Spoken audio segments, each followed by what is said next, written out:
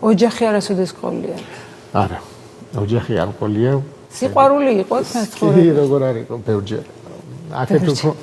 აქეთ უფრო მეც უყვარდი ვიდრე მე.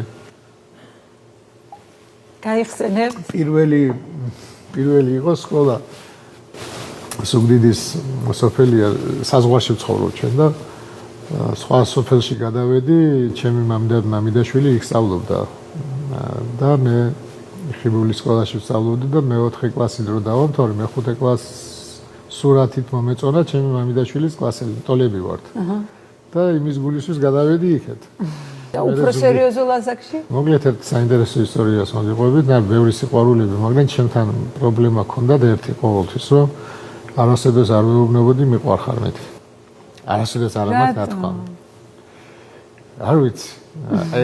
ეხლა ვისწავლე, ეხლა ვეუბნები ადამიანებს და ეს მასწავლა ნათლული მყავს ერთი თამარი და უკრაინაში ცხოვრობდნენ მაშინ ომი არ იყო და ნათლისღებას გამომიგზავნა უკრაინული აქცენტით მამაო ძალიან მიყვარხარ და Facebook-ზე დავდე და მოგლეთ ისე გამიხარდა ეს რომ მითხრა ამ ბავშვმა გავაზიარე რაღაცა და მივხვდი რომ კაცს ვეუბნები რომ გიყვარს დიდი ძალა აქვს მაგრამ ეგეთი ვიყავი ვერ გებულობდნენ მიყვარდა არ მიყვარდა მითხარი ერთი უხვეწნიათ კიდე რომ ხო ვიცი რომ გიყვარვარ და ერთხელ მაინც მითხარი